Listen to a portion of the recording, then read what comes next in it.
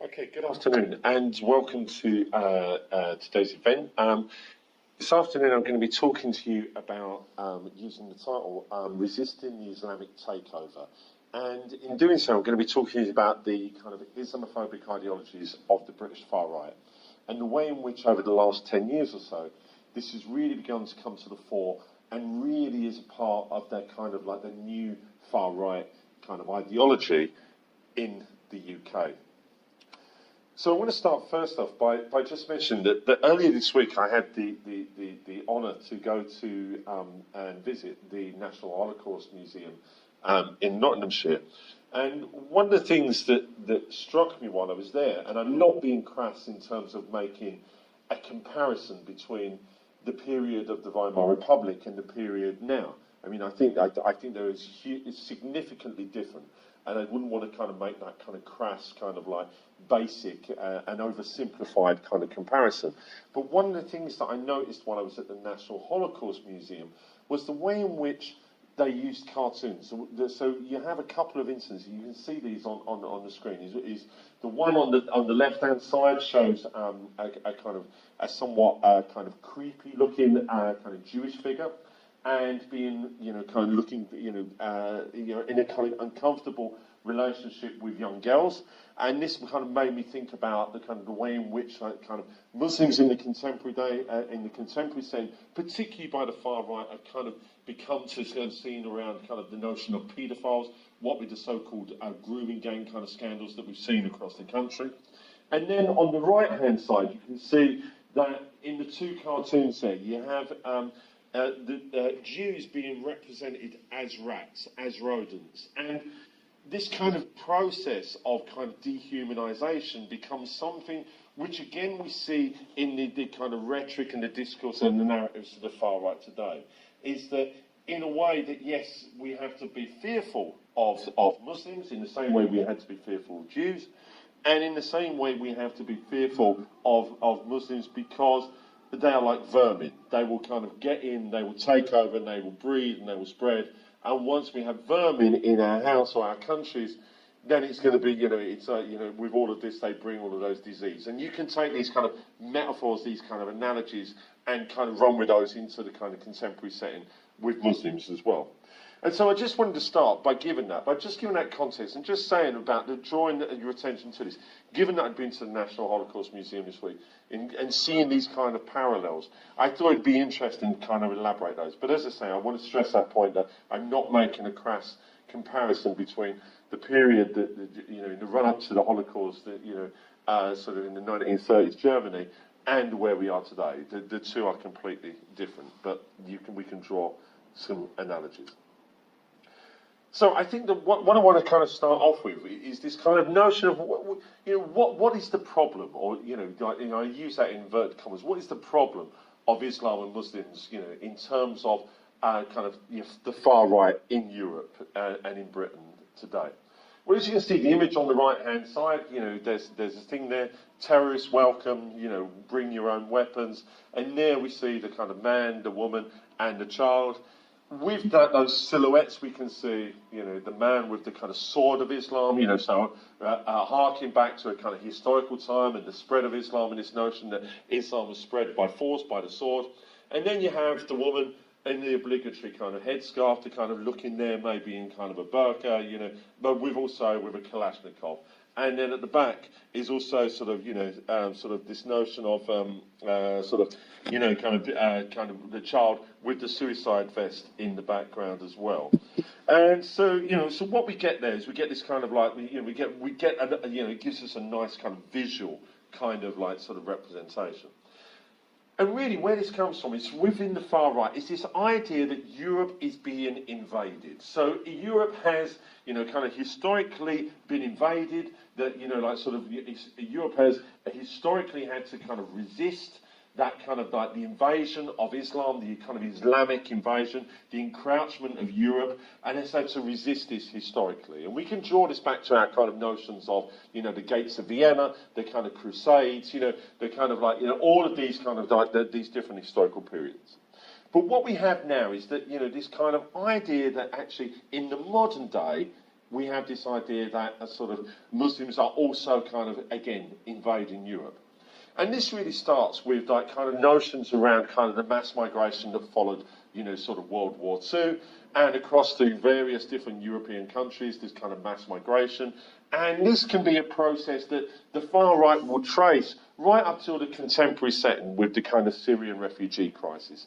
And so they will see this as part of an ongoing process, that actually that Muslims and Islam is invading, is invading Europe, coming here in their numbers, and then will seek to Islamify Europe from the inside. And as it goes on to say there, is that migration is perceived to be an insidious process as opposed to a humanitarian one. And then the notion is that once Muslims get here, whether through formal kind of legal immigration, through asylum seeking, through refugees, through illegal immigration as well, because that's a key part of this kind of dialogue, is that with this, what happens then is that once they are here, they begin to try and change. They begin to try and Islamify the countries which, as it says there, that the far right would perceive as being something where, those kind of host nations have given them shelter. So it's, again, you see this as very much a kind of insidious process in terms of this. And what we have here is we have like two images.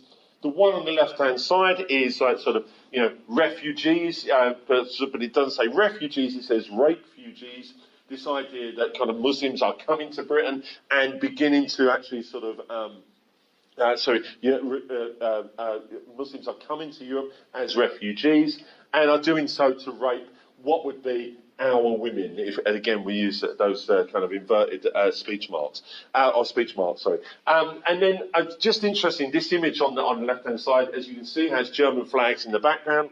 Just 2 weeks ago, I was in Berlin, and when I was looking up on Google as to kind of some of the things around Berlin to get some more knowledge about Berlin, one of the things I come across was that the far right was saying that Berlin was the rape capital of Europe. And it was saying it was the rape capital because of the Muslim refugees that had gone there.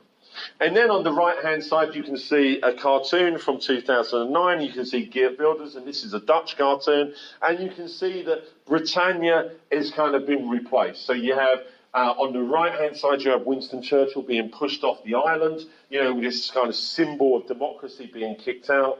And in its place is you have Britannia there wearing a burqa, kind of like a reminiscent of the kind of Afghanistan and the kind of Afghan war, the war on terror. And then in the middle you have the Muslim man, and there again you see the huge sword of Islam, this idea that actually sort of, again, that this will be how Muslims will control Britain in the future. And so, again, we get this kind of notion. So, here on the left we have the rape refugees, we have this kind of insidious process that's kind of occurring. And then on the right-hand side, we have the Islamification. Invasion, Islamification. Now, when we think about this, and now if we look in the British context, and we can draw this back. So this is an image of that the BNP used, and as you can see, it's a silhouette of a kind of like a kind of terraced houses, probably appealing to the kind of northern vote, where actually sort of, the BNP first found its foothold in kind of the local elections at least.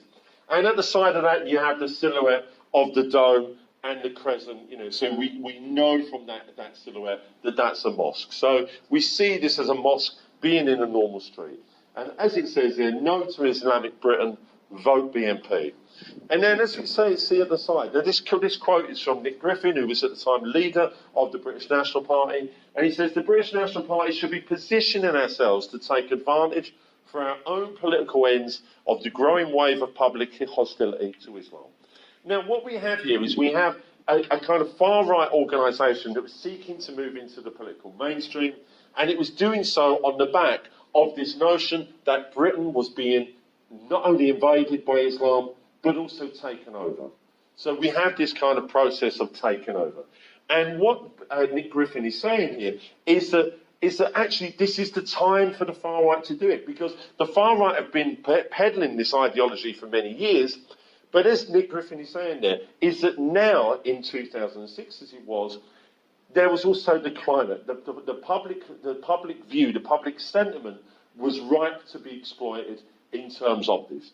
So we have this kind of recognition from within the far right that actually is that the far right were aware that this was an opportunity to exploit the sentiment of kind of like Islamification, invasion, and so on.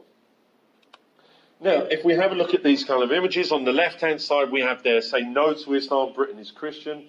Both of these are BNP campaign images. And on the right-hand side, we have there Winston Churchill, join the British resistance. We will defend our island, whatever the cost may be, we will never surrender. And what we have here is that, we have these kind of recurrent images, is that on the right we have resistance. So resistance to what? Well, resistance to the Islamic takeover, as the perception of, or the narrative of the far right would be. And on the left-hand side, we would have the kind of like this process of Islamification. That we are a Christian country, as the BNP say, but actually Muslims are trying to change that. They're trying to make it into an Islamic country. So we have to resist the invasion to stop the taking over of that process. Now we can see this as something which goes on and which kind of like recurs throughout this. And some of the things that we've seen in the kind of like electoral campaigns of the BNP, some of the kind of like sort of party political broadcasts and so on, have really kind of taken some of this issue on. But as and Matthew will be talking about both the street defence movements, the far right street defence movements later in his talk. But I've got here two images just to reinforce this idea. On the left-hand side, there's a march of the EDL, of the English Defence League, and you'll see that one of the banners there clearly states, "Stop the Islamification of Britain." On the right-hand side, we have a photo of a Britain First march, and there underneath Britain First it says, "Taking our country back." So what we see there is that this narrative of invasion and then Islamification is a very key component of the far right. We will see this with the Football Lads Alliance. We will see this with other groups as well. We will see this with groups such as the Infidels, for example. We will see this also with the kind of latest kind of development of the far right. The kind of Tommy Robinson model, which Alex will be talking about later in more depth. But actually the kind of Tommy Robinson model, a model where it's actually now the far right is about defending free speech. And let's be honest, when they talk about free speech, what they're talking about is the defence of our values. So this kind of notion of us and them, about our values. They'll be protecting and defending our values, our way of life, our culture and so on. And so free speech or freedom of speech is seen to be one of those values. And the far right now will be championing that, positioning themselves to say, we are the ones who are kind of defending that. We're defending our values because, and why do we need to defend it? Well, because Muslims and Islam are trying to not only take over, but actually Islamify. They're invading this country, they're taking over, and they're changing who we are. So, let's just think about this. What are some of the consequences of this? Well, we see that on the right hand side there we see this image of Punish a Muslim Day. This was the letter that was distributed earlier in the year, 3rd of April 2018, Punish a Muslim Day. Various messages, various points given there or attributed to different acts of violence and abuse which are directed at Muslims. In the minds of the far right, this becomes justified. This notion of punishing Muslims becomes normalised. It becomes rationalised. It becomes justified because we are having to defend our country. All Muslims wish to take over this country. It is exactly what the far right narrative is. And so actually punishing them is an act of defence or an act of protection. And so what we get there is we get this notion that all Muslims in Britain become part of a larger conspiracy against us. Be that Britain, be that Europe, be that West, be that Christendom, if we want to go far enough back in history. At the local level, what it does, it heightens suspicions between between people. The far right go into these local areas, go into places such as Dudley, for example, where the mainstream politicians don't go anymore. And they begin to kind of work on the basis of what we call what I described as bread and butter pudding. Bread and butter politics, in terms of that kind of when they were kind of trying to get seats in the local council. And they would go into these deprived areas where mainstream politicians, kind of don't go. They've kind of overlooked these people completely, and go in and say, well, you know why you're living in the terrible housing conditions. You know why you can't get jobs. You know why the schools your children go to are terrible. Well, look at that big mosque down the road. That's where all the money's going. And this idea that actually sort of, heightening suspicion, heightening mistrust, but also trying to engender hatred. This notion of us against them. This notion that Muslims in this area are trying to change the area, are trying to change the way you live. And this idea that actually not only are they trying to change it, but people like the local government, the left wing, the liberals, the kind of cultural Marxists, whichever way you want to kind of describe these, are actually on side with Muslims to do that. More widely, it deepens the general public's kind of sense of fear, increases, that kind of sense of social anxiety. The far right are talking about these things. The far right are kind of finding a voice and a platform and reaching out to people in a way where these kind of ideas make sense. They're kind of talking in a way where people kind of go, well, I think they have a point. And, one of the kind of narratives around this has been that the far right, over the last decade or so, have said, we're the only ones who are brave enough to tell the truth about Muslims and Islam. And when you kind of put this in the kind of notion of invasion and then Islamification as well, you have there a very real kind of dynamic where people can kind of begin to buy in. And this kind of then reinforces all that's seen to be normal about Muslims and Islam, that, that all Muslims are one and the same, that all Muslims are against us, that all Muslims want to kind of destroy, what it means to kind of our culture, our values, our institutions, our way of life. They're kind of seen as a destructive force which is threatening our survival. And this is something which is going on at the local level, say in Dudley, where, this mosque is wanting to be built, but also it's going on at the kind of European level as well. This is seen as the kind of people coming across the Mediterranean or people coming from Syria in terms of fleeing war and violence, for example. And of course, this is something which, and this is probably the most dangerous part, is that what the far right have been saying for many years now is something which finds resonance within the kind of political mainstream. And whether you look at the politicians, whether you look at social commentators, or whether you look at the media, you can see the resonance, you can see the kind of the residue of the far right finding a space where this notion of kind of invasion, Islamification, can kind of find voice. So let's have a look at some of these. I mean, if we go back and look again, cast our gaze across Europe, the former Italian Prime Minister Silvio Berlusconi said that Milan will become an Islamic city. We have the Swedish Democrats, calling for a limit to the birth rate of Muslim migrants to the country because they're going to take over from within. That this birth rate, this higher birth rate, will suddenly somehow, kind of take over from the white Swedish, the indigenous population, as the far right likes to refer to white people in Europe, will be kind of overrun by Muslims. And then we have the Hungarian Prime Minister, Viktor Orban, who said that the number of Muslim migrants coming to Europe as part of the Syrian refugee crisis is part of a master plan. And so we see this. We only need to look, a little way across the kind of channel and across the North Sea to see that actually this rhetoric of the far right, this notion of invasion, this notion of Islamification, is such that it's meaningful within the mainstream political spaces. And then, as you see in the headline from the Daily Mail, David Cameron tells UK Muslims be more British. This idea that actually sort of Muslims are against who we are, that Muslims are not a part of who we are, becomes reinforced and gains credence when Cameron says these kind of things. What be more British means is unclear. What Muslims have to do to be more British is unclear. But it resonates and it creates a soundbite that those who have heard the far right narrative suddenly think, well, there must be something in this because, our Prime Minister is saying this as well. And then if we look at this, if we look in the media, I mean, we saw this previously with the Daily Mail headline. This is the front page of the highest-selling periodical in Poland. And you'll see there the image of there's a white woman there with lots of brown hands up, pulling against her. And if you notice that her dress is the EU flag. And if we translate that, it says the Islamic rape of Europe. This notion of rape, constantly coming up. This notion of rape, something which is like sort of there in the kind of rhetoric of the far right, is suddenly finding its face onto the front page of the highest selling periodical in Poland.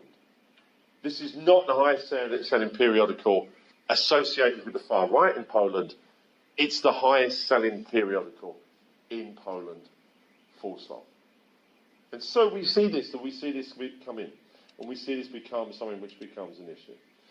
And then if we go back to that very first slide that I showed, the kind of images of kind of Jews being represented as kind of like, rodents, as vermin, as kind of like, kind of being parasitic in some way. Here we have a cartoon from the Daily Mail. And as you can see there, the silhouettes, the kind of images, we see this like, welcome to Europe, open borders, UK. Who are the images there? Well, we have the images of the kind of mujahideen, we have the images of the burqa, we have the images of the beard, of the Kalashnikov, of the Muslim, and then between those we have rats walking alongside them. And so what we have here is that we again come back to this notion of invasion.